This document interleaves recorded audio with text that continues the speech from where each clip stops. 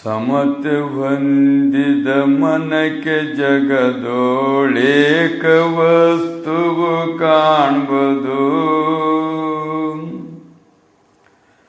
ಬ್ರಹ್ಮವೇ ತಾನ ವಿಕೃತತ್ವದಿ ಸರ್ವಭಾವದೊಳಿರುವುದು.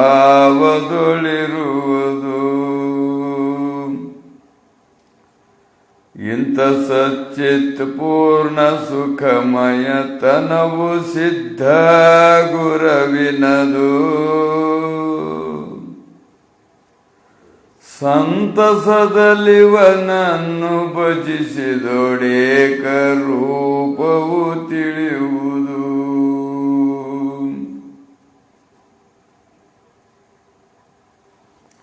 ಶ್ರೀ ಗಣೇಶಾಯ ನಮಃ.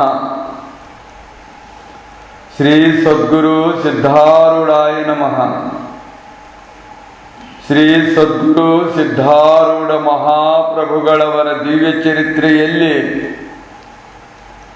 ಇಂದು 10ನೆಯ ಅಧ್ಯಾಯವು ಪ್ರಾಪ್ತವಾಗಿರುವಂತಹದ್ದು. ಗತ ಅಧ್ಯಾಯದಲ್ಲಿ ಸದ್ಗುರುವಿನ ಸಂಚಾರವಾಗಿರುವಂತಹದ್ದು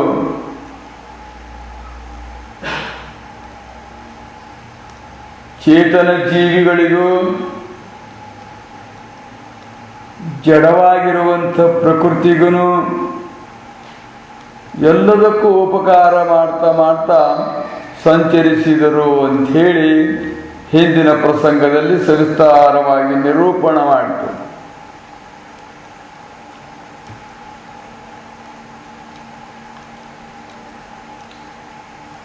ಹಲವು ಮಾತೇನು ನೀನೊಲಿದು ಪಾದವನಿಟ್ಟ ನೆಲವೇ ಸುಕ್ಷೇತ್ರ, ಜಲವೇ ಪಾವನ ತೀರ್ಥ ಸುಲಭ ಶ್ರೀ ಗುರುವೇ ಕೃಪೆಯಾಗುವಂತೆ. ಅವನು ಒಲಿದು ಗುರುವಿನ ಆಜ್ಞೆಯಾಗಿರುವಂತಹದ್ದನ್ನು, ಸಂದೇಶವಾಗಿರುವಂತಹದ್ದನ್ನು, ಆಜ್ಞೆಯನ್ನು ಹೊತ್ತುಕೊಂಡು ಸಂದೇಶವನ್ನು ಸಾರುತ್ತಾ ಸಂಚಾರ ಮಾಡ್ತಾ ಇರ್ತಕ್ಕಂಥ ಅಡಿಗಡಿಯೂ ಕೂಡ ಅವೆಲ್ಲವೂ ಪುಣ್ಯಕ್ಷೇತ್ರಗಳಾದವು, ಜಲವು ಪಾವನ ತೀರ್ಥವಾದವು. ಜೀವನಾಗಿರುವಂಥವನು ಪರಮನನ್ನೇ ಮಾಡುವಂತಹ ಉದ್ದೇಶದಿಂದ ಸಂಚರಿಸಿದರು. ಭವದುಃಖವನ್ನು ಬಿಡಿಸಿದರು. ಭೌತಿಕ ದುಃಖವಾಗಿರುವಂಥ ಆದಿವ್ಯಾಧಿಗಳು ಅವುಗಳನ್ನು ಬಿಡಿಸುತ್ತಾ ಎಲ್ಲರಿಗೂ ಅನುಗ್ರಹ ಮಾಡ್ತಾ ಹರಿಸುತ್ತಾ ಆಶೀರ್ವದಿಸುತ್ತಾ ಸಂಚರಿಸಿದರು ಎನ್ನುವಂತಹ ವಿಷಯವನ್ನು ಕುರಿತು ಹಿಂದಿನ ಪ್ರಸಂಗದಲ್ಲಿ ಸವಿಸ್ತಾರವಾಗಿ ನಿರೂಪಣೆ ಮಾಡ್ತು. ಅದನ್ನು ಸ್ಮರಣಕ್ಕೆ ತಂದು ಸದ್ಯ ಪ್ರಾಪ್ತವಾಗಿರುವಂಥ ಅಧ್ಯಾಯದಲ್ಲಿ ಪ್ರವೃತ್ತಿ. ಶ್ರೀ ಸಿದ್ಧಾರೂಢ ಭಗವಂತನು ಪ್ರಾಣಿಗಳ ಮೇಲೆ ಬಹಳ ಕೃಪಾವಂತನಿದ್ದು ಭಕ್ತರಿರಲಿ, ಉನ್ಮತ್ತರು, ಹುಚ್ಚರಾಗಿರಲಿ, ಎಲ್ಲರನ್ನು ಕೂಡ ಕುಲಜ, ಕುಲಹೀನ, ಬಡವ, ಬಲ್ಲಿದ, ಬಾಲಕ, ವೃದ್ಧ ಯಾವ ತಾರತಮ್ಯವೆನ್ನುವಂಥದ್ದನ್ನು ನೋಡದೆ ಅವರ ದೃಷ್ಟಿಗೆ, ಅವರ ಕೃಪಾಚರಣಕ್ಕೆ, ಅವರ ಹಸ್ತಸ್ಪರ್ಶಕ್ಕೆ, ಯಾರ್ಯಾರು ಉಪದೇಶಕ್ಕೆ ಮುಟ್ಟಿರುವರೋ ಅವರೆಲ್ಲರನ್ನು ಉದ್ಧರಿಸುತ್ತಾ ತಾನು ಸಂಚರಿಸುತ್ತಿದ್ದನು. ಅವನ ಆತ್ಮಜ್ಞಾನದ ಸಾಗರನಾಗಿರುವಂಥವನು, ಆತ್ಮಜ್ಞಾನ ಸಾಗರನಾಗಿರುವಂಥವನಿಗೆಲ್ಲವೂ ತನ್ನಮಯವಾಗಿಯೇ, ತನ್ನ ಹೊರತಾಗಿ ಏನೂ ಕಾಣುವಂತಹದ್ದಾಗುವುದಿಲ್ಲ. 14 ಲೋಕದಲ್ಲಿ ಹೆಂಗೆ ನಮ್ಮ ಅವಯವದಲ್ಲಿ ಬರಳು, ಕಿರುಬೆರಳು, ಮಧ್ಯ ಬೆರಳು, ತೋರ ಬೆರಳು, ಕಾಲ ಬೆರಳು, ಮೊಣಕಾಲು, ಮಂಡಿ, ತೊಡೆ, ಹೊಟ್ಟಿ, ಎದೆ, ಬೆನ್ನು, ಶಿರ, ಕಣ್ಣು, ಕಿವಿ, ಕಾಲು ಎಲ್ಲವೂ ನಮ್ಮವೇ ಅಂತವೆ. ಇದ್ರಾಗ ಯಾರ ಹೊರ ಬೇರೆ ಅನ್ನೋದಿಲ್ಲ ನಾವು. ಅದರಂತೆ ವಿರಾಟ್ ರೂಪನಾಗಿರ್ತಕ್ಕಂಥವನು ಸದ್ಗುರು, ಎಲ್ಲದರ ಸ್ವರೂಪವಾಗಿರುವಂಥವನು ಸದ್ಗುರುವು, ಎಲ್ಲದಕ್ಕೆ ಆಧಾರವಾಗಿರುವಂಥವನು ಆದಿ ಸ್ವರೂಪನಾಗಿರುವಂಥವನು ಸದ್ಗುರುವು, ಎಲ್ಲದಕ್ಕೂ ಅವನೇ ಮೂಲನಾಗಿರುವಂಥವನು, ಅನಾದಿಯಾಗಿರುವಂಥವನು, ಆದ್ದರಿಂದ ಅವನಿಗೆ ಯಾರು ಹೆಚ್ಚು ಕಡಿಮೆ ಅನ್ನುವಂಥದ್ದು ಇಲ್ಲವೇ ಇಲ್ಲ.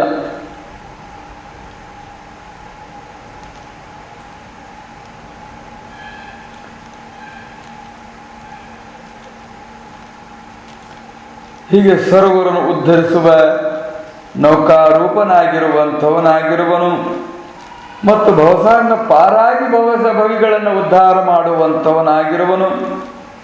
ಅಂಥ ಸದ್ಗುರುವಿನ ಚರಿತ್ರವನ್ನು ಶ್ರವಣ ಮಾಡುತ್ತಿರುವಾಗ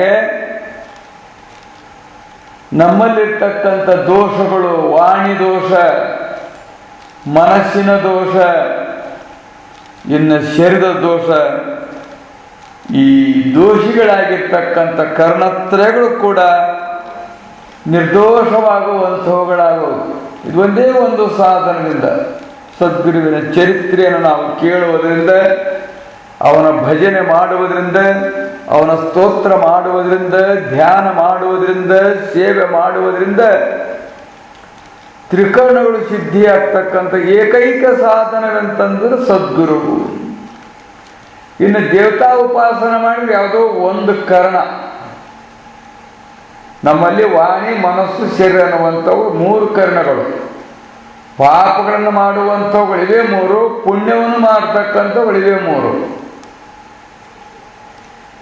ನಾವು ಯಾವ್ಯಾವ ಪುಣ್ಯವನ್ನು ಮಾಡ್ತೇವೆ ಅಂದರೆ ಒಂದೊಂದು ಕರ್ಣಕ್ಕೆ ಸಾಮಾನ್ಯ ಪುಣ್ಯವೆನ್ನುವಂಥದ್ದು ಪ್ರಾಪ್ತವಾಗ್ತದೆ. ಆದರೆ ಸದ್ಗುರುವಿನ ಸೇವೆ, ಧ್ಯಾನ, ಭಜನಾದಿಗಳಿಂದ ಏಕಕಾಲಕ್ಕೆ 3 ಕರ್ಣಗಳು, ಒಂದೇ ಜನ್ಮದಲ್ಲಿ 3 ಕರ್ಣಗಳು ಪರಿಶುದ್ಧವಾಗ್ತಕ್ಕಂಥ ಅತ್ಯಂತ ಸುಲಭ, ಅತ್ಯಂತ ಸರಳ, ಅತ್ಯಂತ ಶೀಘ್ರವಾಗಿ ಉದ್ಧಾರ ಮಾಡ್ತಕ್ಕಂಥ ಸಾಧನವೆಂದರೆ ಸದ್ಗುರುವಿನ ಸೇವಾ ಭಜನಾದಿಗಳು. ಅದರಿಂದ ದೋಷಗಳೆನ್ನುವಂಥವು ಸರ್ವತ್ರ ನಾಶವಾಗಿ ಪರಿಶುದ್ಧವಾಗ್ತಕ್ಕಂಥದ್ದಾಗುವುದು. ಎಷ್ಟೆಷ್ಟು ನಾವು ಸದ್ಭಾವದಿಂದ, ಸದ್ವರ್ತನದಿಂದ, ಸದ್ವಿಚಾರದಿಂದ ಇವು 3 ಕೂಡಿಕೊಂಡಿರಬೇಕು. ನಮ್ಮ ಸೇವಾ, ಭಜನೆ, ಸ್ತೋತ್ರ ಎಲ್ಲದರಲ್ಲಿ ಕೂಡ ಸದ್ಭಾವ ಅನ್ನುವಂಥದ್ದು ಬಹಳ ಮುಖ್ಯ. ಸದ್ವಿಚಾರವೆನ್ನುವಂತಹದ್ದು ಬಹಳ ಮುಖ್ಯ. ಸದಾಚಾರ, ಆಚಾರತೆಯಲ್ಲಿ ಕೂಡ ನಮ್ಮ ಆಚಾರವು ಕೂಡ ಬಹಳಷ್ಟು ಉತ್ತಮಗೊಂಡಿರಬೇಕು. ಹೀಗಿತ್ತು ಅಂದರೆ ಖಂಡಿತವಾಗಿಯೂ ನಮ್ಮ ದೋಷಗಳೆಷ್ಟೇ ಅಪಾರವಾಗಿದ್ದರೂ ಕೂಡ ನಾವೇನೋ ಪುಣ್ಯ ಮಾಡಿಕೊಂಡು ನಮ್ಮ ಹಿಂದಿನ ದೋಷ ಕಳ್ಕೊಂತವೆ ಅಂದರೆ ಖಂಡಿತವಾಗಿ ಆಗುವುದಿಲ್ಲ. ಎಷ್ಟೇ ದಾನ ಮಾಡು, ಎಷ್ಟೇ ಧರ್ಮ ಮಾಡು, ಎಷ್ಟೇ ಯಜ್ಞ ಯಾಗಾದಿಗಳನ್ನು ಮಾಡು, ಎಷ್ಟೇ ಜಪತಪಗಳನ್ನು ಮಾಡು ನೀನು, ಆದರೆ ದೋಷದ ವಾಸನೆ ಮಾತ್ರ ನಿವೃತ್ತಿಯಾಗುವಂತಹದ್ದಾಗುವುದಿಲ್ಲ.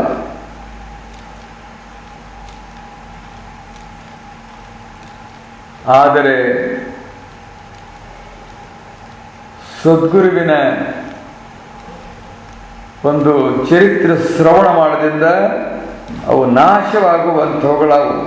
ಅದರಿಂದ ಅನನ್ಯ ಭಾವದಿಂದ, ಇದು ಬಹಳ ಮುಖ್ಯವಾಗಿರ್ತಕ್ಕಂಥದ್ದು. ನಮಗೆ ಹೆಂಗೆ ಈ ಶರೀರದಲ್ಲಿ ಅನನ್ಯ ಭಾವ ಐತೋ, ಹೆಂಗೆ ನಮ್ಮ ಮನೆ ಮೊದಲಾದಂಥವುಗಳ ಅನನ್ಯ ಭಾವ ಐತಿ. ಯಾರೆಷ್ಟೇ ಹೇಳಿದ್ರು ನಿನ್ನ ಮಠ ಅಲ್ಲ ಅಂದರೆ ನಮ್ದ ಮಠ ಅಂತವೆ, ಯಾರೆಷ್ಟೇ ಹೇಳಿದ್ರು ನಿನ್ನ ಮನಿ ಅಲ್ಲ ಅಂದರೆ ನಮ್ದು ಮನಿ ಅಂತವೆ, ಯಾರೆಷ್ಟೇ ಹೇಳಿದ್ರು ನಿನ್ನ ಹೇಳ್ತಲ್ಲ ಅಂದರೆ ನಾನು ಹೇಳ್ತೇನೆ, ನನ್ನ ಮಕ್ಕಳ ಎಲ್ಲ ನಂದ ಅಂತಿರ್ತಾರೆ. ಯಾರು ಬೇಕಾದ್ರೆ ಎಷ್ಟೇ ಹೇಳಿದ್ರು ಕೂಡ ನಾವು ಮಾತ್ರ ಅನನ್ಯವಾಗಿ ಅವುಗಳನ್ನು ನಮ್ಮ ಅನ್ಯ ಅಂತ ನಾವು ತಿಳ್ಕೊಳ್ಳೋದಿಲ್ಲ. ಅವನ್ನ ಅನ್ಯವಾಗಿದ್ದರೂ ಕೂಡ ಅವೆಲ್ಲವೂ ಅನ್ಯ, ಯಾವೂ ನಮ್ಮವಲ್ಲ. ಆದರೂ ಕೂಡ ನಮ್ಮವು ಅಂಥೇಳಿ ನಾವು ಭಾವಿಸ್ತಾ ಇದ್ದಾರೆ. ಆದರೆ ನಮ್ಮದೇ ಆಗಿರ್ತಕ್ಕಂಥದ್ದು, ಇದು ನಮ್ಮ ಸ್ವರೂಪವೇ ಆಗಿರುವಂಥವನು. ಇಂಥವನನ್ನು ಮಾತ್ರ ನಾವು ಅನ್ಯವನು, ನಮಗೆ ಭಿನ್ನವಾಗಿರುವಂಥವನು, ಜಾತಿಯಿಂದ ಭಿನ್ನ, ಕುಲದಿಂದ ಭಿನ್ನ, ವರ್ಣದಿಂದ ಭಿನ್ನ, ಆಶ್ರಮದಿಂದ ಭಿನ್ನ, ದೇಶದಿಂದ ಭಿನ್ನ, ಪರಂಪರೆಯಿಂದ ಭಿನ್ನ, ಏನೇನೋ ಭಿನ್ನತೆಗಳನ್ನು ನಾವು ಮಾಡ್ತಾ ಇರ್ತೇವೆ. ಸದ್ಗುರುವನ್ನು ಯಾವೂ ಅವನಿಗೆ ಇಲ್ಲವೇ ಇಲ್ಲ. ಎಲ್ಲರ ಅನನ್ಯ ಸ್ವರೂಪನಾಗಿರ್ತಕ್ಕಂಥ ನೀನು ಯಾರು ಜಾತಿ, ನಿನ್ನ ಜಾತಿನ ಅವನು, ನಿನ್ನ ಕುಲದವನು, ನಿನ್ನ ವರ್ಣ, ನಿನ್ನ ಆಶ್ರಮನೇ ಅವನು. ಅವನಿಗಿಲ್ಲವೇ ಇಲ್ಲ ಅವು.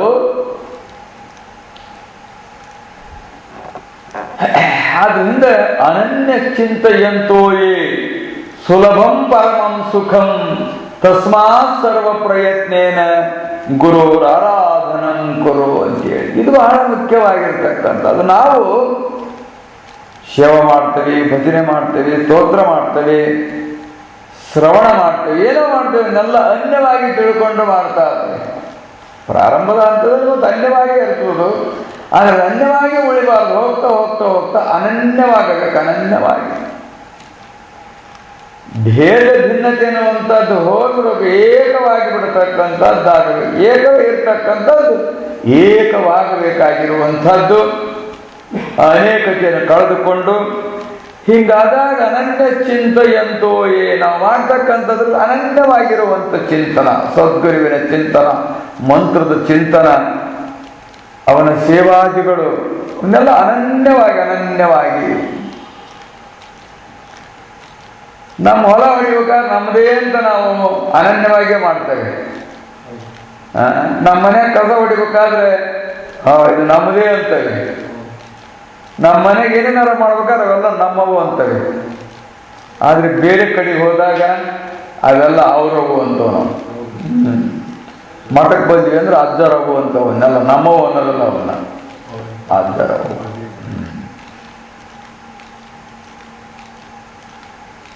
ಅದು ಅಲ್ಲೆಷ್ಟು ನಾವು ಆಸಕ್ತಿ ವಹಿಸಿ ಮಾಡ್ತಿರ್ತಾವೋ ಅಷ್ಟು ಆಸಕ್ತಿ ಇರತಕ್ಕಂಥದ್ದು ಬರೋದಿಲ್ಲ. ಇದೇ ದೌರ್ಭಾಗ್ಯವಾಗಿರುವಂಥದ್ದು. ಆದ್ದರಿಂದ ಅನನ್ಯ ಭಾವದಿಂದ ಆತನನ್ನು, ಅವನ ನಾಮವನ್ನು ಸ್ಮರಿಸಿದರೆ ಸಂಸಾರ ವಾರ್ತೆಯೇ ಉಳಿಯಲಾರದು. ನಮ್ಗೆ ಯಾಕೆ ಸಂಸಾರದ ವಾರ್ತೆ ಉಳಿದ್ರಿಂದ ಅನನ್ಯವಾಗಿ ನಾವು ಚಿಂತಿಸ್ತಾ ಇಲ್ಲ. ನಮ್ಗೆ ಯಾಕೆ ಸುಲಭವಾಗಿ ಪರಮ ಸುಖ ಪ್ರಾಪ್ತವಾಗಿಲ್ಲ ಅಂದ್ರೆ ಅನನ್ಯವಾಗಿ ನಾವು ಚಿಂತನೆ ಮಾಡ್ತಾ ಇಲ್ಲ. ಅನನ್ಯವಾಗಿ ಚಿಂತನೆ ಮಾಡುವಂಥದ್ದು ಬಂದು ಬಿಡ್ತು ಅಂದರೆ ಹೆಂಗಂದ್ರೆ ದೇಹವನ್ನು ಎಷ್ಟು ನಾವು ಪ್ರೀತಿಸ್ತಾವೋ ಅಷ್ಟು ಪ್ರೀತಿಸುವುದು ಬಂದುಬಿಟ್ರೆ ಸಾಕು. ನಮಗೇನು ಪ್ರೀತಿಸಿಗೆ ಬಾರದೇ ಇರ್ತಕ್ಕಂಥ ವಸ್ತುಗಳಿವೆಲ್ಲ ಇವುಗಳನ್ನು ಅಷ್ಟು ಪ್ರೀತಿಸ್ತಾವಲ್ಲ ಅಷ್ಟೇ ನಾವು ಪ್ರೀತಿಸಿದ್ರೆ ಸಾಕು. ಸದ್ಗುರುವಿನ ನಾಮವನ್ನು, ಸದ್ಗುರುವಿನ ಸ್ಥಾನವನ್ನು, ಸದ್ಗುರುವಿನ ಚರಿತ್ರೆಯನ್ನು, ಸದ್ಗುರುವಿನ ಉಪದೇಶವಾಗಿರುವಂತಹದ್ದನ್ನು ಸುಲಭಂ ಪರಮಂ ಸುಖಂ, ಸುಲಭವಾಗಿ ಪರಮ ಸುಖ ಪ್ರಾಪ್ತವಾಗ್ತದೆ. ಮತ್ತು ನಾವು ಸುಖ ಪ್ರಾಪ್ತವಾಗಿಲ್ಲ ಅಂದರೆ ನಾವಿನ್ನೂ ಆ ಮಟ್ಟಕ್ಕೆ ಹೋಗಿಲ್ಲ ಅಂಥೇಳಿ ಇದು ಭಗವಂತನೇ ಪಾರ್ವತಿಯನ್ನು ಕುರಿತು ಉಪದೇಶ ಮಾಡಿದ್ದಾನೆ ಗುರುಗೀತೆಯಲ್ಲಿ. ಸುಲಭಂ ಪರಮ ಸುಖಂ ತಸ್ಮಾತ್ ಪ್ರಯತ್ನ, ಸುಲಭವಾಗಿ ಪರಮ ಸುಖ ಬೇಕಾದ್ರೆ ಪಾರ್ವತಿ ಗುರುವರ ಆರಾಧನಂ ಕುರು, ಗುರುವಿನ ಆರಾಧನೆ ಮಾಡು ನೀನು.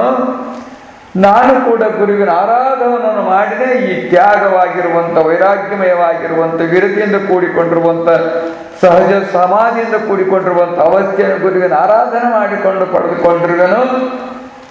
ನಿನಗೂ ಇಂಥ ಸ್ಥಿತಿ ಬೇಕಂದ್ರೆ ನೀನು ಗುರುವಿನ ಆರಾಧನೆ ಮಾಡು ಅಂಥೇಳಿ ಗುರುವಿನ ಮಹಿಮೆಯನ್ನು ಕುರಿತು ಸಾಕ್ಷಾತ್ ಕೈಲಾಸಪತಿಯಾಗಿರುವಂಥ ಶಂಕರನೇ ಪಾರ್ವತಿಗೆ ಉಪದೇಶ ಮಾಡಿರ್ತಕ್ಕಂಥ ಉಪದೇಶದ ವಾಕ್ಯವಾಗಿರುವಂಥ ಅನನ್ಯ ಪರಮ ಸುಖಕ್ಕೆ ಸಾಧನವಾಗಿರುವಂಥದ್ದು. ಆದರೆ ಅದನ್ನೇ ಭಗವಂತ ಗೀತೆಯಲ್ಲಿ ಹೇಳಿದಾನೆ, ಅನನ್ಯ ಚಿಂತೆಯಂತೋ ಮಾಂ ಯೇ ಜನ ಪರ್ಯುಪಾಸತೆ ತೇಷಾಂ ನಿತ್ಯಾಭಿಯುಕ್ತಾನಾಂ ಯೋಗಕ್ಷೇಮಂ ವಹಮ್ಯಂ. ಅವನು ಯೋಗ ಕ್ಷೇಮ, ನಮ್ಗೇನಾರ ಕಳೆದು ಹೋಗಿದ್ದು ಅಂದ್ರೆ ಅವನು ಕೂಡಿಸ್ಕೊಡ್ತಾನೆ, ಅದಿದ್ದು ಅಂದ್ರೆ ಅವನು ರಕ್ಷಣೆ ಮಾಡ್ತಾನೆ ಅಷ್ಟೇ. ಅವನು ನಮ್ಮ ಕ್ಷೇಮದ, ಶರೀರದ ಕ್ಷೇಮ, ನಮ್ಮ ವಸ್ತುಗಳ ಕ್ಷೇಮ ಇವನ್ನೆಲ್ಲ ಕಾಪಾಡ್ತಾನೆ. ಸುಖ ಕೊಡ್ತಾನೆ ಅಂತ ಅವನು ಹೇಳಿಲ್ಲ. ಅದ್ರಾಗ ಅವನು ಹೇಳಿದಾನೆ, ಯಾರು ನನ್ನನ್ನು ಅನನ್ಯವಾಗಿ ಬಯಸ್ತಾರೋ ಅವ್ರ ಯೋಗಕ್ಷೇಮ ನಾನೇ ವಹಿಸಿಕೊಳ್ತೇನೆ ಅಂತೇಳಿ. ಆದರೆ ಸುಲಭವಾಗಿ ಪರಮ ಸುಖ ಎನ್ನುವಂಥ ಸುಖ ಬೇಗಲಿಲ್ಲ ಅಂದ್ರೆ ಏನು ಮಾಡ್ತೀಯ? ಅವನು ಕೊಟ್ಟ ಐಶ್ವರ್ಯದಿಂದ ಅದೆಲ್ಲ ನಮ್ಮ ಹತ್ರ ಇದ್ರೂ ಕೂಡ ಅದು ಹೆಂಗ ಸಂಸಾರ ಅಂದ್ರೆ ಅದು ವಿಷಮ. ತಿನ್ನಕ್ಕೆ ಪದಾರ್ಥ ಇರತ್ತೆ, ತಿನ್ನೋ ಶಕ್ತಿ ಇರೋದಿಲ್ಲ. ಬಹಳಷ್ಟು ಉಣ್ತಕ್ಕಂಥ ವಸ್ತುಗಳಿರ್ತವೆ, ಉಂಡು ಜೀರ್ಣಿಸುವ ಶಕ್ತಿ ಇರೋದಿಲ್ಲ. ಉಂಡು ಜೀರ್ಣಿಸುವ ಶಕ್ತಿ ಇರ್ತದೆ, ಅವ್ರಿಗೆ ಉಣ್ಣ ವಸ್ತುಗಳಿರೋದಿಲ್ಲ. ಭೋಗ ಇರ್ತದೆ, ಭೋಗಿಸುವ ಶಕ್ತಿ ಇರೋದಿಲ್ಲ.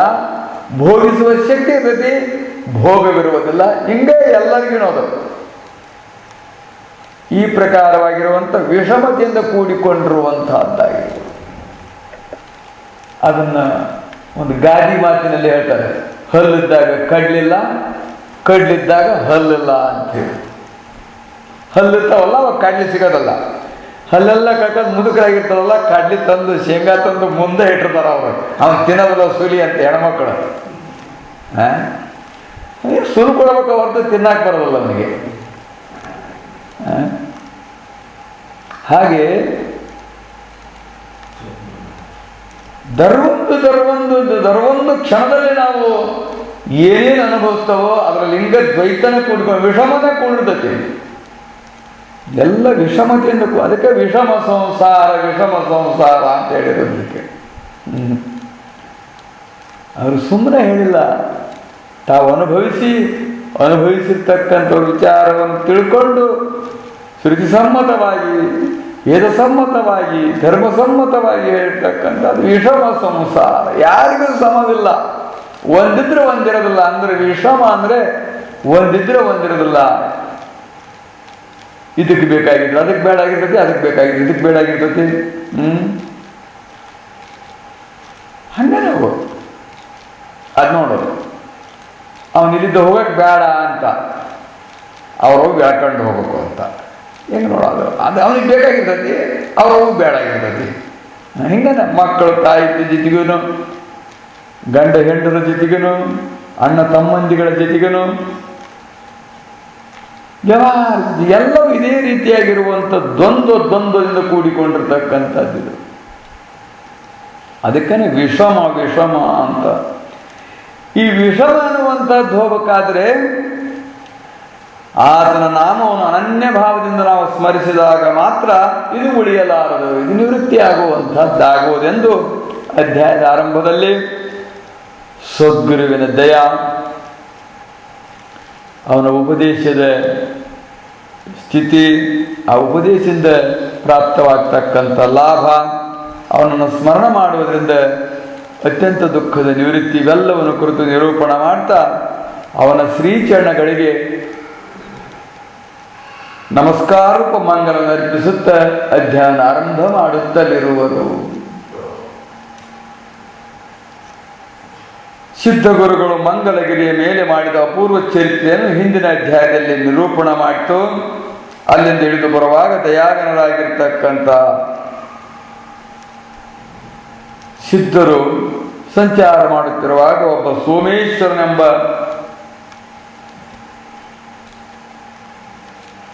ಸಾಧಕನಾಗಿರುವಂಥವನು ತಾನು ಕ್ಷುದ್ರಗಳಾಗಿರುವಂಥ ಶಕ್ತಿಗಳನ್ನು ಪಡೆಯುವುದಕ್ಕೋಸ್ಕರವಾಗಿ ಪ್ರಯತ್ನ ಮಾಡ್ತಾ ಇದ್ದ. ಅವನು ಬ್ರಾಹ್ಮಣ ಕುಲದವನು. ಅದನ್ನು ಕೂಡ ಕುಕ್ಕಟನಾಥ ಕಲ್ಪ, ಪರ್ವತ ಕಲ್ಪ, ಮೂಲಿಕ, ರಸ, ವಾದ, ವಶ್ಯ, ಆಕರ್ಷಣಾದಿ ಸಿದ್ಧಿಗಳು. ಇವೆಲ್ಲ ಸಿದ್ಧಿಗಳು ಕ್ಷುಲ್ಲಕವಾಗಿರುವಂಥವುಗಳು. ಜನವಶ್ಯ ಮಾಡಿಕೊಳ್ಳೋದು, ಸ್ತ್ರೀವಶ್ಯ ಮಾಡಿಕೊಳ್ಳುವುದು, ಧನವಶ್ಯ ಮಾಡಿಕೊಳ್ಳುವುದು, ಆಕರ್ಷಣೆ ಮಾಡೋದು, ಇವೇ ಮೊದಲಾದಂಥ ಸಿದ್ಧಿಗಳು. ಅಂದಂತೆ ಆಗ್ತಕ್ಕಂಥದ್ದು, ನೋಡಿದ್ರೆಲ್ಲ ಹೋಗ್ತಕ್ಕಂಥದ್ದು, ಮುಟ್ಟಿದ್ರೆಲ್ಲ ಹೋಗ್ಬೇಕು. ಏನೇನೋ ಕೆಲವು ರೀತಿಯಾಗಿರುವಂಥ ದುಷ್ಟ ಶಕ್ತಿಗಳು, ದುಷ್ಟ ಪ್ರಯೋಗಗಳು ಅನ್ನುವಂಥವುಗಳು ಅವುಗಳನ್ನು ಮಾಡ್ತಾ ಇದ್ದ. ಅವನು ನೋಡಿ ಎಂಥ ಮಾನವ ಜನ್ಮದಲ್ಲಿ ಬಂದು ಎಂಥ ಅನರ್ಥದ ಹಾದಿ ಇಟ್ಟು ಬಿಟ್ಟದನಲ್ಲ, ಹಿಡಿದು ಬಿಟ್ಟದನಲ್ಲ ಅಂತೇಳಿ ಅದ್ಮೇಲೆ ಕರುಣೆ ಉಳ್ಳಂಥವರಾಗಿ ಅವನಿಗೆ ಹೇಳಿದರು, ನೀ ಎಷ್ಟು ಪಠಿಸಿದ್ರು ಕೂಡ ಇವು ಪ್ರಾಪ್ತಿ ಆಗ್ತವೆ ಅಂತಕ್ಕಂಥದ್ದು ಬಹಳ ಖಚಿತವಾಗಿರುವಂಥದ್ದು. ಯಾವುದೋ ಜನ್ಮದ ಪುಣ್ಯದ ಒಂದು ಅನುಕೂಲವಿತ್ತು ಅಂದಾಗ ಕೆಲವ್ರಿಗೆ ಯಾವ್ಯಾವೋ ಸಿದ್ಧಿ ಆದಂಗೆ ಆಗ್ತವೆ. ಸಿದ್ಧಿಯಾದ್ರೂ ಕೂಡ ಅದರಿಂದ ಏನು ಪ್ರಯೋಜನವೆನ್ನತಕ್ಕಂಥದ್ದಾಗುವುದಿಲ್ಲ. ಪ್ರಯೋಜನ ಅವನಿಗೇನು ಪ್ರಯೋಜನ ಆಗೋದಿಲ್ಲ, ಮಂದಿಗೆ ಏನೇನೋ ಪ್ರಯೋಜನ ಆಗ್ಬೇಕಲ್ಲ ಅಂತಕ್ಕಂಥ ಏನು ಮಾಡ್ತಾನೆ. ಮಂದಿ ಊಟ ಮಾಡಿದ ಅಂದ್ರೆ ಇವನು ಹೊಟ್ಟೆ ತುಂಬ್ದಾಗತ್ತ, ಇವನಿಗೆ ತುಂಬಬೇಕಲ್ಲ, ಇವನಿಗೆ ಸುಖ ಆಗ್ಬೇಕಲ್ಲ, ಇವನಿಗೆ ಸಂತೋಷ ಆಗ್ಬೇಕಲ್ಲ. ಹಂಗಾಗೋದಿಲ್ಲ. ಅದು ಬಹಳಷ್ಟು ಅವ್ರ ವ್ಯಥೆಗಳಿಂದ ಬಹಳಷ್ಟು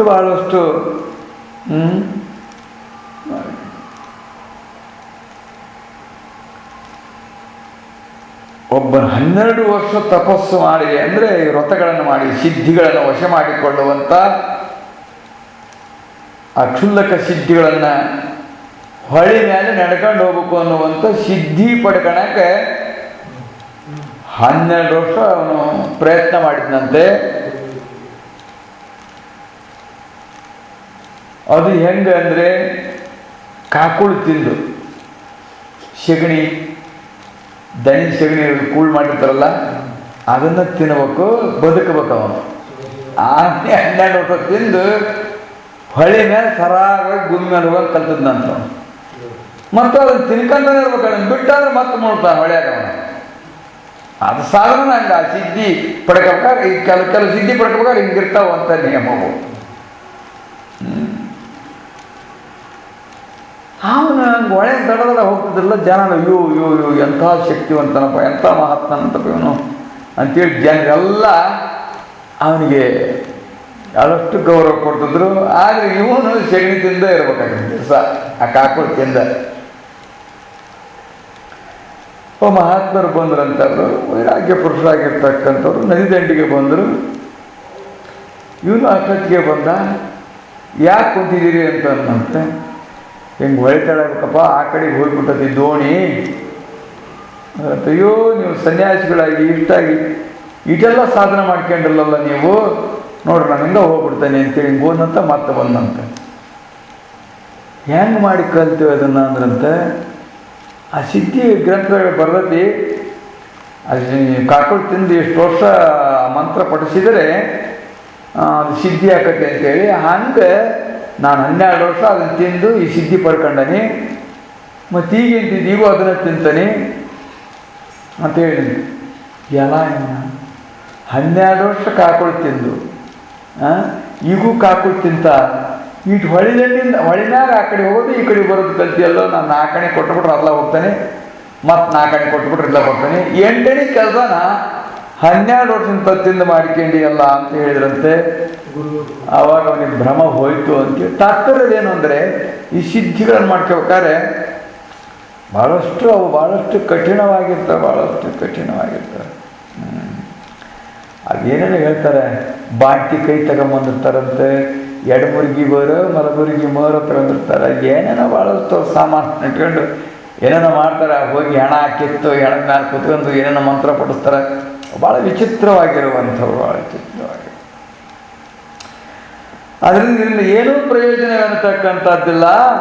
ಆದ್ದರಿಂದ ಇದನ್ನು ಬಿಟ್ಟುಬಿಡು, ನಿನಗೆ ಖಂಡಿತ ಸಿದ್ಧಸ್ಥಿತಿ ಅನ್ನುವಂಥ ಮಾತಲ್ಲಿ ಎಷ್ಟು ವರ್ಷ ಆಗೈತೆ ಅಂದರೆ ಎಷ್ಟೋ ವರ್ಷ ಆಗಿದ್ದಾವೆ ಈ ಗುಹಿಯಾಗಿದ್ದು ಹಿಂಗೆ ಮಾಡೋಕ್ಕೈತೆ ಅಂತ.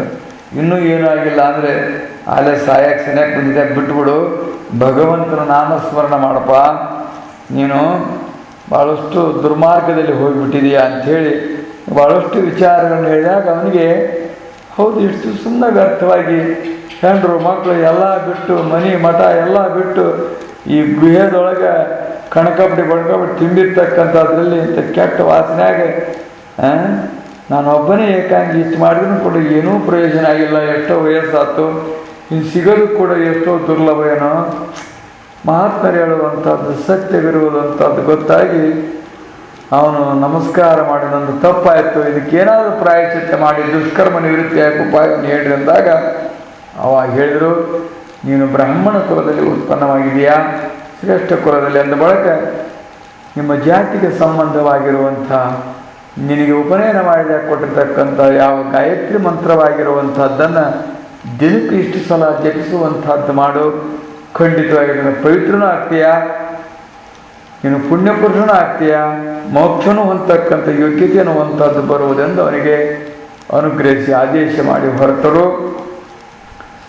ಗ್ರಾಮ ನಗರಗಳನ್ನು ನೋಡುತ್ತಾ ಕಷ್ಟ ದುಃಖಗಳನ್ನು ತಾವು ಅನುಭವಿಸುತ್ತಾ ಅದೆಷ್ಟೇ ಬಂದರೂ ಕೂಡ ಒಳಗೆ ಮಾತ್ರ ಸಂತೋಷವಾಗಿರ್ತಿತ್ತು. ಹೊರಗೆಷ್ಟೇ ತಾನು ಶರೀರಕ್ಕೆ ಇಂದ್ರಿಯಗಳಿಗೆ ಬಾಧೆಯಾದರೂ ಕೂಡ ಒಳಗೆ ಮಾತ್ರ ತಾವು ಸಂತೋಷವಾಗಿಯೇ ತಾವು ಸಂಚರಿಸುತ್ತಾ ಗುಡ್ಡದ ಮೇಲೆ ಬಾಳೆಕೋಳು ಎಂಬ ಸ್ಥಾನದಲ್ಲಿ ಸತ್ಪುರುಷರೆಲ್ಲರೂ ಕೂಡಿದ್ರು. ಅಲ್ಲಿಗೆ ಅವಧೂತರು ಹೋಗುವಂಥವರಾದರು.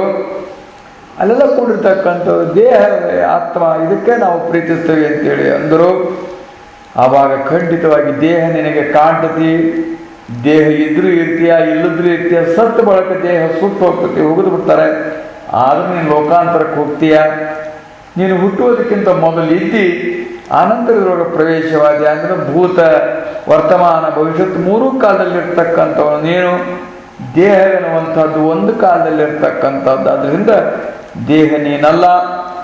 ಈ ದೇಹವೆನ್ನುವಂಥದ್ದು ಪಂಚಭೂತಗಳಿಂದ ಉತ್ಪನ್ನವಾಗಿರುವಂಥದ್ದು ಅಂಥೇಳಿ ಈ ದೇಹದ ಮೂಲ ಉತ್ಪತ್ತಿಗೆ ಕಾರಣವಾಗಿರುವಂಥದ್ದನ್ನು ಹೇಳಿದರು. ನಾವು ನಮ್ಮಪ್ಪ ನಮ್ಮವ್ವ ಹುಟ್ಟಿದ್ದೀವಿ ಅಂತ ನಾವು ಅಂತಿರ್ತೇವೆ. ಅದಕ್ಕೆ ಮೂಲ ಮಾತು ಬೇರೆ ಐತಿ, ಅದಕ್ಕೆ ಮೂಲ ಮಾತು ಬೇರೆ ಐತಿ, ಅದಕ್ಕೆ ಮೂಲ ಮಾತು ಬೇರೆ ಐತಿ. ಹಿಂಗೆ ಹೋಗ್ತಾ ಹೋಗ್ತಾ ಹೋಗ್ತಾ ಹೋದರೆ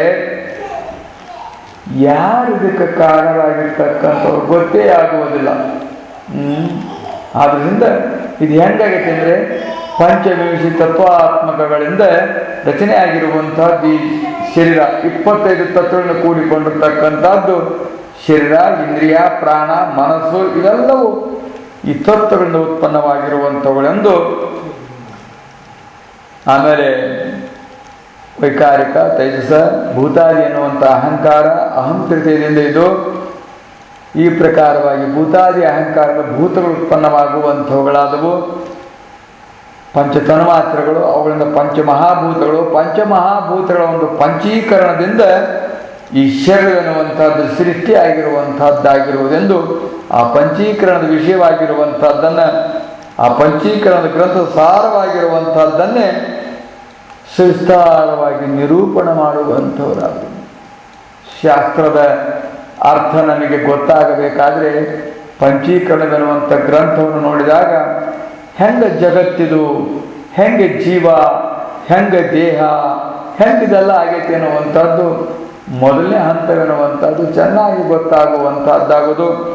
ಅದನ್ನೇ ಬೋಧಿಸಿ ಖಂಡಿತವಾಗಿ ಇದೆಲ್ಲದನ್ನು ಹೊರತಾಗಿರ್ತಕ್ಕಂಥವನು, ಇದರ ಸಾಕ್ಷಿಯಾಗಿರುವಂಥವನು ನೀನು. ಅನ್ನಮಯ, ಪ್ರಾಣಮಯ, ಮನೋಮಯ, ವಿಜ್ಞಾನಮಯ, ಆನಂದಮಯ ಕೋಶಗಳ ಸಾಕ್ಷಿಯಾಗಿರುವಂಥವನು ನೀನು ಎಂದು ಅವನಿಗೆ ಉಪದೇಶ ಮಾಡುವಂಥವರಾದರು. ಮಾಡಿ ಮತ್ತೆ ಪ್ರಾರಬ್ಧವೆನ್ನುವಂಥ ವಾಯುವು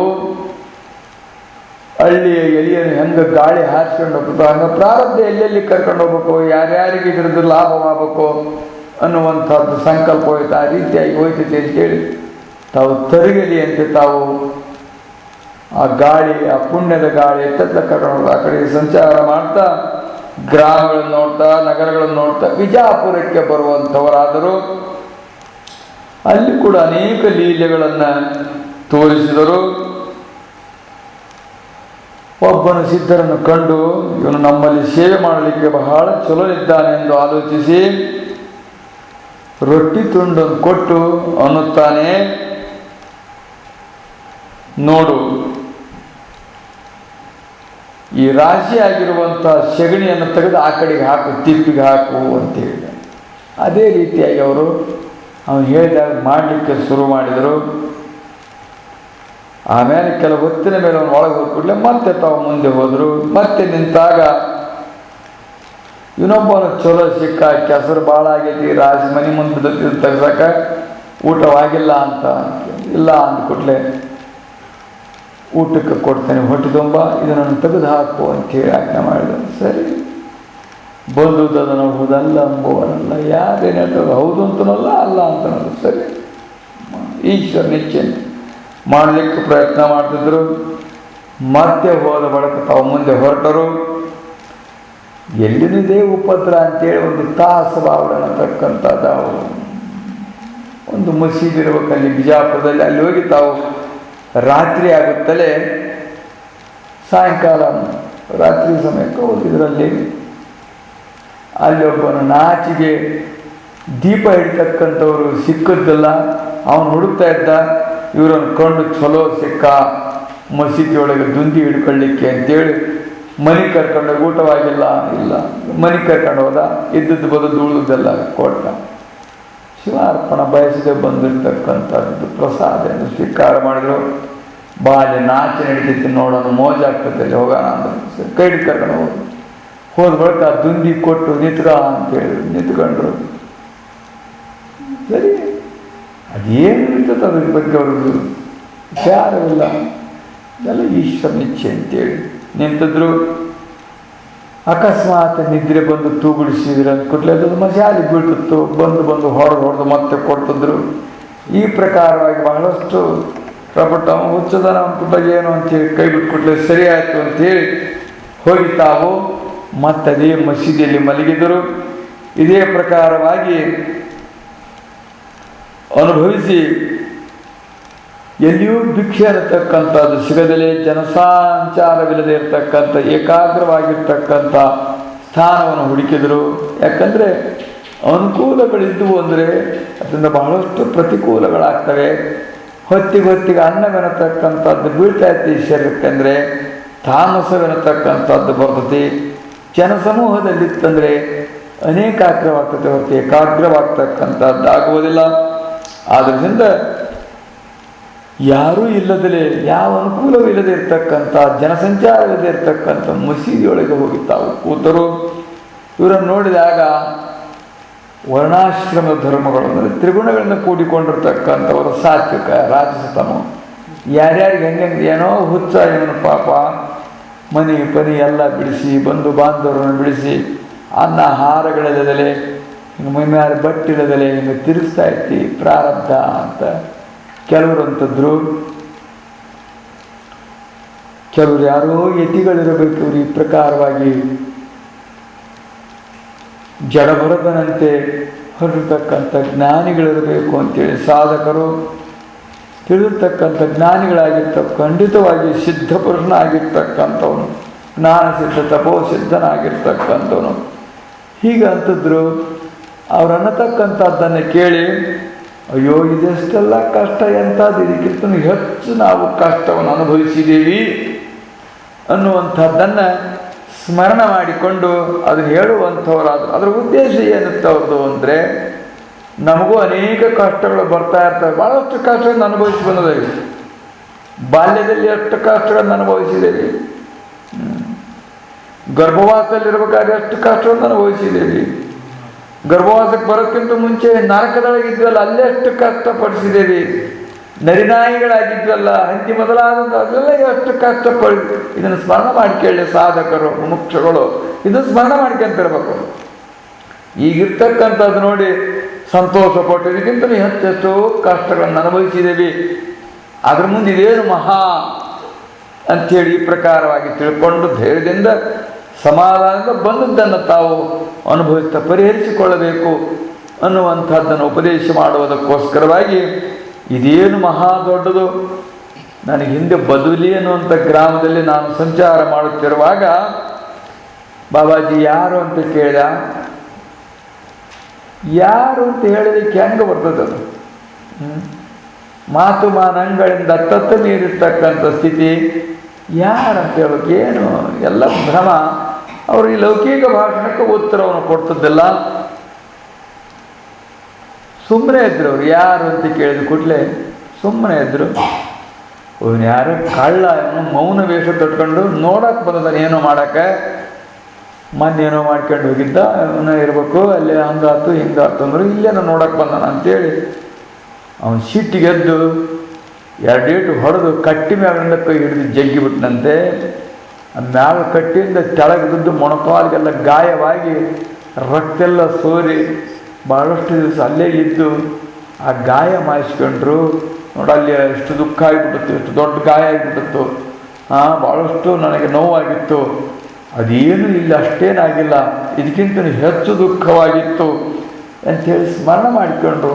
ಅಂದರೆ ನೋಡಿ ಅನೇಕರ ಇತಿಹಾಸಗಳನ್ನು ರಾಮಾಯಣ, ಮಹಾಭಾರತ, ಸತ್ಯ ಹರಿಶ್ಚಂದ್ರ, ಸೀತೆ, ದ್ರೌಪದಿ ಚಂದ್ರಮತಿ, ಆಮೇಲೆ ನಳಮಹಾರಾಜ, ದಮಯಂತಿ ಮೊದಲಾದಂಥವ್ರ ಇತಿಹಾಸಗಳನ್ನು ಕೇಳೋದು ಏನು ಉದ್ದೇಶ ಅಂದ್ರೆ ಅಂಥವ್ರಿಗೆ ಅಂತಂಥ ಪಾಡು ಬಂದತಿ, ನಮ್ಮದೇನಾದ್ರೂ ಮುಂದೆ ಅಂತೇಳಿ ತಿಳ್ಕೊಂಡು ಸಮಾಧಾನವಾಗಿರೋಕೆ ಕೇಳ್ಬೇಕು ಅವನ್ನ. ಹಂಗಾದ್ರೆ ನೀನು ಯಾಕೆ ಕೇಳಂತಕ್ಕ? ಹರಿಶ್ಚಂದ್ರನೇ ಸ್ಮಶಾನಕ್ಕಾದ್ದನ ಅಂದ ಬಳಕ ನಮ್ಮದೇನು ಪಂಚಪಾಂಡವರ ಹೆಂಡತಿಯೇ ದಾಸಿಯಾಗಿ ಕೆಲಸ ಮಾಡಿದ್ರು ಅಂದ ಬಳಕ ನಮ್ಮದೇನು ಸೀತಾ ಅಂತಕ್ಕಂಥವಳು ಹೋಗಿ ರಾಕ್ಷಸರ ಮಧ್ಯದಲ್ಲಿ ಸಿಕ್ಕಾಕೊಂಡು ಸಿಗಬಿದ್ದಿದ್ಲು. ನಮಗತಿಯೇನು ವನವಾಸ ಪಟ್ಟ ರಾಮಚಂದ್ರ ಚಕ್ರವರ್ತಿ ಆಗಿರುವಂಥವನು ಅಂದ್ಬೇಕು. ಅಂಥವ್ರಿಗೆ ಇಂತಿಂಥ ಪ್ರಸಂಗಗಳು ಬಂದಿದ್ದಾವೆ. ನಳ ದಮಯಂತಿಯರಿಗೆ ಹೋಗ್ಬೇಕಾದ್ರೆ ಏನು ಮೈ ಮೇಲೆ ಬಟ್ಟಿರಲಿಲ್ಲ ಅಂತ ಪ್ರಸಂಗ ಬಂದುಬಿಡ್ತು. ಸ್ನಾನ ಮಾಡಿ ಉಟ್ಕೋಬೇಕು ಅಂದ್ರೆ ಬರೋಂಗಿಲ್ಲ. ಹಿಂಗೆ ಕೊನೆಗೆ ಒಂದೋ ಪಂಜಿ ಉಳಿದುತ್ತಂತೆ, ಅದನ್ನು ಹರ್ಕೊಂಡು ಹಾಕಿಬಿಟ್ಟು ಇವನೊಟ್ಟು ಹೊತ್ಕೊಂಡು ಮಕ್ಕೊಂಡು ಹಾಕಿ ನಿದ್ದೆ ಹೆಚ್ಚಾಗಿ ಬಿಟ್ಟು ಹೋಗ್ಬಿಟ್ಟ ಅಂಥೇಳಿ. ಎಂಥ ಪ್ರಸಂಗಗಳಿಗಲ್ಲ ಕೈ. ಚಾಂಡಾಲನ ಚಕ್ರವರ್ತಿ ಹರಿಶ್ಚಂದ್ರ ಚಾಂಡಾಲನ ಸೇವಕನಾಗಿ ಅವನಿಗೆ ಕಾಲು ಸಿಗತಕ್ಕಂಥದ್ದು, ಹೆಂಡ ತಂದು ಕೊಡ್ತಕ್ಕಂಥದ್ದು, ಹೆಣ ಸುಡ್ತಕ್ಕಂಥದ್ದು, ಇಂಥವೆಲ್ಲ ಕೆಲಸ ಮಾಡಿದ್ರಂತಿಂಥವರೇ ಅಂದ್ಬಿಡಕ. ಅಂಥ ಪ್ರಸಂಗ ನಮಗೇನು ಬಂದಿಲ್ಲಲ್ಲ. ನಾವು ಭಾಳಷ್ಟು ಅವ್ರಿಗಿಂತ ಒಳ್ಳೆ ಅವಕಾಶದೊಳಗೆ ಒಳ್ಳೆ ಇದ್ರೊಳಗನ ಅದ್ರಿಗೆ ಅಂಥ ಕಠಿಣ ಪ್ರಸಂಗಗಳೇನೋ ಬಂದಿಲ್ಲಲ್ಲ. ಅಂಥವನ್ನೆಲ್ಲ ನೆನಪು ಮಾಡ್ಕೊಳ್ಳೋದು ಏನಂದರೆ ಸದ್ಯ ಅಯ್ಯೋ ನನ್ನಂಥದ್ದು ಯಾರಿಗೂ ಬರಬಾರ್ದಪ್ಪ ಅಂತಾರೆ. ಏನೋ ಸ್ವಲ್ಪ ಅಂತಂದ್ರೆ ನಮ್ಮ ಮನೆಗೆ ಬಂದಷ್ಟು ಯಾರ ಮನೆಗೂ ಬರಬಾರ್ದಪ್ಪ ಉಪದ್ರ ಅಂತ. ಅವರವೆಲ್ಲ ಆ ಉಪದ್ರಕ್ಕೆ ಹೋಲಿಸಿದ್ರೆ ನಿಮಗೇನು ಉಪದ್ರವು? ಅದರಿಂದ ಹಿಂದೆ ಯಾಕೆ ಸ್ಮರಣ ಮಾಡಿಸಿದ್ರು ಅಂದರೆ ಇನ್ನೂ ಎಷ್ಟೋ ನಾವು ದುಃಖ ಜನ್ಮ ಸೃಷ್ಟಿ ಆರಂಭದಿಂದ ಹಿಡಿದಿಲ್ಲಿವರೆಗೂ ಇದನ್ನು ಅನುಭವಿಸ್ಕೊಂತ ಬಂದವಿ. ಅದರಿಂದ ಅವಕ್ಕೆಲ್ಲ ಮಹತ್ವ ಕೊಡಬೇಡ. ಬಂದಿರ್ತಕ್ಕಂಥ ಸುಖ ದುಃಖಗಳಿಗೆ ಮಹತ್ವ ಕೊಡಬೇಡ, ಮಾನಾಪಮಾನಗಳಿಗೆ ಮಹತ್ವ ಕೊಡಬೇಡ, ಜಯಾಪಜಯಗಳಿಗೆ ಮಹತ್ವ ಕೊಡಬೇಡ. ನೀನು ಮಹತ್ವ ಕೊಡತಕ್ಕಂಥದ್ದು ಯಾವುದಕ್ಕಂದರೆ ನೀನು ಮೋಕ್ಷವನ್ನು ಹೊಂದೋಕೆ, ಅದಕ್ಕೆ ಸಾಧನಕ್ಕೆ ಮಹತ್ವ ಕೊಡು. ಸದ್ಗುರುವಿನ ಭಜನೆ ಸೇವಾದಿಗಳನ್ನು ಶ್ರವಣಾದಿಗಳನ್ನು ಮಾಡೋದಕ್ಕೆ ಮಹತ್ವ ಕೊಡು. ಇದಕ್ಕೆ ಮಹತ್ವ ಕೊಟ್ವಿ ಅಂದರೆ ಖಂಡಿತವಾಗಿ ಎಲ್ಲ ದುಃಖಗಳಿಂದ ಅತ್ಯಂತ ನಿವೃತ್ತಿ ಆಗ್ತೀಯ. ಇದಕ್ಕೆ ಮಹತ್ವ ಕೊಡಿದ್ರೆ ಬರೀ ಲೌಕಿಕಕ್ಕನೆ, ಈ ಸಂಸಾರಕ್ಕನೆ, ಈ ಪ್ರಪಂಚಕ್ಕನೆ, ಇದ್ರ ವ್ಯಾಮೋಹಕ್ಕನೆ ಇದಕ್ಕೆ ಮಹತ್ವ ಕೊಟ್ಕಂತ ಹೋದಿ ಅಂದರೆ ನಿನಗೆ ಮುಂದೆ ಎಂದೂ ದುಃಖವೆನ್ನತಕ್ಕಂಥದ್ದು ತಪ್ಪುವುದಿಲ್ಲ ಎಂದು ಈ ಪ್ರಕಾರವಾಗಿ ಅದನ್ನು ಸ್ಮರಣ ಮಾಡಿ ತಾವು ಉಚ್ಚಾರ ಮಾಡುವಂಥವರಾದರೂ ಈ ಪ್ರಕಾರವಾಗಿ ಹಿಂಗೆ ಹೋಗ್ತಾ ಹೋಗ್ತಾ ಹೋಗ್ತಾ ಒಂದು ಮಸೀದಿಯಲ್ಲಿ ವಾಸವಾಗಿದ್ದರು. ಅಲ್ಲಿ ಬಹಳಷ್ಟು ಜನರು ಹುಡುಗರು ಆಟ ಆಡಲಿಕ್ಕೆ ಬರ್ತಾಯಿದ್ರು. ಆಟ ಆಡ್ತಾ ಅವ್ರ ಜೊತೆಗೆ ಅವ್ರಿಗೆ ಅನುಕೂಲವಾಗುವಂಥ ಕೆಲವು ಸೇವೆಗಳನ್ನು ಅವ್ರಿಗೆ ಮಾಡ್ತಾ ದನ ಕಾಯೋದು, ಕುರಿತಿರುವುದು ಇದೆಲ್ಲ ಮಾಡ್ಕೊಂತ ಇದ್ದರು. ಈ ಪ್ರಕಾರವಾಗಿರ್ತಾ ಮತ್ತಲ್ಲಿದ್ದ ಮುಂದೆ ಬರಲು ಇನ್ನೂ ಒಂದು ಅದಕ್ಕಿಂತಲೂ ಹೆಚ್ಚಿನ ನೆನಪೆನ್ನುವಂಥದ್ದು ಬಂತವರಿಗೆ. ಇನ್ನೂ ಒಂದು ಇದಕ್ಕಿಂತಲೂ ಹೆಚ್ಚು ಈಗ ನಾನು ಸ್ವಚ್ಛಂದವಾಗಿರುವಂಥ ಗಾಳಿ ಬೆಳಕು ಏನಿರತಕ್ಕಂಥ ಇಂಥ ನಿಮ್ಮಂಥವರೆಲ್ಲರ ಸಾವಾಸ ತಗದನೆ ಸಂಚಾರ ಮಾಡ್ತಿರ್ಬೇಕಾದ್ರೆ ಒಂದು ಸಲ ನಾನು ಹೋಗ್ತಾ ಇದ್ದೆ. ಹೋಗ್ಬೇಕಾದ್ರೆ ಊರ ತಳವಾರರಾಗಿರ್ತಕ್ಕಂಥವ್ರು ಬಂದು ನನ್ನನ್ನು ಕೇಳಿದರು, ಮಾತಾಡಿಸಿದರು. ನಾನು ಮಾತನಾಡಲಿಲ್ಲ. ಇನ್ಯಾವುದೋ ಪರದೇಶದ ದರೋಡೆಕೋರನಿರಬೇಕು, ಕಳ್ಳನಿರಬೇಕು ಅಂಥೇಳಿ ನನ್ನನ್ನು ಚೌಡಿಗೆ ಕರ್ಕೊಂಡು ಹೋದರು. ಅಲ್ಲಿ ಕೊತ್ವಾಲನ ಮುಂದೆ ನಿಲ್ಲಿಸಿದರು. ಅವನು ಮಾತಾಡಿಸಿದ, ನಾನು ಮಾತಾಡಲಿಲ್ಲ. ಆವಾಗ ಚೌಡಿಯು ಕೋಲಿಯೊಳಗನ್ನು ಕೂಡಿ ಹಾಕಿಬಿಡು ಅಂಥೇಳಿ ಅವನೆಲ್ಲೋ ಹೊರ ಊರಿಗೆ ಹೋಗ್ಬಿಟ್ಟ. ನನ್ನ ಕೋಲಿಯೊಳಗೆ ಹಾಕಿ 4 ದಿವಸದವರೆಗೂ ಕತ್ತಲ ಕೋಣಿಯೊಳಗೆ ಚಿಕ್ಕಾಡು ಗುಂಗಾಡು ಅನೇಕ ಉಪದ್ರವಗಳಿಂದ ಇರ್ತಕ್ಕಂಥದ್ರಲ್ಲಿ ಗಾಳಿಲ್ಲ ಬೆಳಕಿಲ್ಲ ಅಂಥದ್ರಲ್ಲಿ ಕೂಡಿ ಹಾಕಿ ಹೋಗಿಬಿಟ್ಟಿದ್ರು. ಅಲ್ಲಿಯೇ ನಾನು ಶಿವ ಅನ್ಕಂತೇಳಿ ಶಿವ ಧ್ಯಾನ ಮಾಡ್ತಾ ಇದ್ದೆ. 4ನೇ ದಿವಸ ಆದ್ಬೇಕು ಬಂದವನು ಕೀಲಿ ತೆಗಿಸಿ ನನ್ನ ಹೊರಗೆ ತಂದ. ಅವ ಮತ್ತೆ ಮಾತಾಡಿಸ್ದ. ಹಿಡ್ಕೊಂಡು ಬಂದು ನನ್ನ ಮಂದಿ ಇಬ್ಬಳಾರ ಆ ಕಡೆಯಿಂದ ಈ ಕಡೆಯಿಂದ ಮಾತಾಡಲಿಲ್ಲ. ಇವನು ಮೈ ಚೆನ್ನಾಗಿ 4 ಚಾಟಿ ಹೊಡೆದ್ರೆ ತಾನೇ ಮಾತುಗಳು ಬರ್ತಾವೆ ಅಂಥೇಳಿ ಕೊತವಾಲರಿಗೆ ಹೇಳಿ ಬಹಳಷ್ಟು ಹೊಡಿಸಿದ. ಹಿಂಗೆ ಹೊಡೆಸ್ತಾ ಇದ್ದಾಗ ಅವರೊಂದು ಚಾಟಿ ಹೊಡೆದ್ಕೊಳ್ಳೆ ಕಳಲ್ ಅಂಥೇಳಿ ಇದು ಶಿವನಿಗೆ ಅರ್ಪಿತವಾಗಲಿ ಅಂತಂದ್ರಂತೆ. ಶಿವನಿಗೆ ಅರ್ಪಿತವಾಗಲಿ, ಶಿವನಿಗೆ ಅರ್ಪಿತವಾಗಲಿ. ಆ ಕಡೆ ಒಬ್ಬನು ಈ ಕಡೆ ಒಬ್ಬನು, ಇವನು ತಪ್ಪಿಕೊಳ್ಳಿ ಅವನು ತಪ್ಪಿಕೊಳ್ಳಿ ಅವನು, ಹಿಂಗೆ ಕಟ್ಟಿತಿದ್ರಂತ ಚಾಟಿಯಿಂದ ಶಿವಾರ್ಪಣಮಸ್ತು ಶಿವಾರ್ಪಣಮಸ್ತು ಅಂತೇಳಿ ಅಂತಿದ್ರಂತೆ. ಅಲ್ಲಿ ಹೋಗ್ತಕ್ಕಂಥ ಒಬ್ಬ ಸಾತ್ವಿಕ ಸಜ್ಜನ ದೈವ ಭಕ್ತ ಗುರುಭಕ್ತನಾಗಿರ್ತಕ್ಕನು ಏನು ಹೊಡಿತಾರೆ, ಶಿವಾರ್ಪಣ ವಸ್ತು ಆಗಲಿ ಅಂತಾರೆ. ಮಖದಲ್ಲಿ ಒಂದು ಸ್ವಲ್ಪನೂ ಕೂಡ ಇವರಿಗೆ ಖಿನ್ನತೆ ಇಲ್ಲ, ದುಃಖವಿಲ್ಲ. ಇದು ಶಿವನಿಗೆ ಅರ್ಪಿತವಾಗಲಿ ಅಂತಾರೆ. ಅಂಥ ಮಹಾತ್ಮರಿವರು ಅಂಥೇಳಿ ಬಂದು ಬಿಡಿಸ್ಕೊಂಡು ಕರ್ಕೊಂಡು ಹೋಗಿ ಮನೆಯೊಳಗೆ ಅವರಿಗೆ ಸ್ನಾನ ಮಾಡಿಸಿ, ಆ ಬಾಸಾಳುಗಳೆಲ್ಲ ಎದ್ದಿದ್ದವಕ್ಕೆಲ್ಲ ಉಪಚಾರ ಮಾಡಿ, ಎಣ್ಣೆ ಹಚ್ಚಿ, ಹಿಂಗೆ ಕೆಲವಾರು ದಿವಸಗಳು ಉಪಚಾರ ಮಾಡಿ ಸರಿಪಡಿಸಿದ. ಈ ಪ್ರಕಾರ 15 ದಿನದ ತನಕ ಅಲ್ಲೇ ಇದ್ದು ಅನೇಕ ಜನರಿಗೆ ತಾವು ಬಂದಾಗ ಸಾಧನದ ಉಪದೇಶ, ಭಕ್ತಿ ಉಪದೇಶ, ವೈರಾಗ್ಯದ ಉಪದೇಶ, ಜ್ಞಾನದ ಉಪದೇಶ, ಮಂತ್ರೋಪದೇಶ ಮೊದಲಾದಂಥವನ್ನು ಅಧಿಕಾರ ತಿಳಿದು ಮಾಡ್ತಾಯಿದ್ರು. ಈ ಪ್ರಕಾರ ಬಹಳಷ್ಟು ಜನರು ಬಂದು ಅವರ ದರ್ಶನ, ಅವರ ಉಪದೇಶದಿಂದ ನಾವು ಕೃತಾರ್ಥರಾದೆವು ಅಂಥೇಳಿ ಈ ಪ್ರಕಾರವಾಗಿ ತಾವು ತಿಳಿತಾ ಇದ್ರು. ಹೀಗೆ ಸಂಚಾರ ಮಾಡ್ತಾ ಮಾಡ್ತಾ ಸದ್ಗುರುಗಳಾಗಿರ್ತಕ್ಕಂಥವ್ರು ಎಂಥದ್ದು ಬಂದರೂ ಕೂಡ ನಿರ್ವಿಕಲ್ಪ ಸ್ಥಿತಿ ಅನ್ನುವಂಥದ್ದು ಅದು ಬಂದಿರ್ತಕ್ಕಂಥ ಪ್ರಸಂಗದಲ್ಲಿ, ಆ ದುಃಖದ ಪ್ರಸಂಗದಲ್ಲಿ ಆತ್ಮವಿರತಕ್ಕಂಥದ್ದು ಅದರ ಆಕಾರ ಆಗದಲೇ ನಿರಾಕಾರವಾಗ್ತಕ್ಕಂಥದ್ದೈತಲ್ಲ, ಅದು ಬಹಳ ಮುಖ್ಯವಾಗಿರ್ತಕ್ಕಂಥ. ನನಗೇನೋ ಇರ್ತದೆ, ಏನಾರ ಒಂದು ಕೇಳಿಬಿಟ್ಟಿವಿ ಅಂದರೆ ಮನಸ್ಸಾಲೆ ಎದೆಯೆಲ್ಲ ಡವ ಡವ ಅಂತವೆ, ಕೈಕಾಲು ನಡ್ಗಕ್ಕತ್ತವೆ, ಹುಚ್ಚಿನ ಹೊಯ್ಕೊಂಬಿಟ್ಟೆ ನಾನು ಅಂತ ಅಷ್ಟು ಗಾಬ ಆಗಿರ್ತದೆ. ಏನಾರ ನೋಡಿಲ್ಲ ಪಡಿಲ್ಲ, ಸುಮ್ಮನೆ ಕೇಳಿದ ಮಾತ್ರಕ್ಕೆ ಇಷ್ಟ ಆಗ್ತಾ ಇರ್ತದೆ.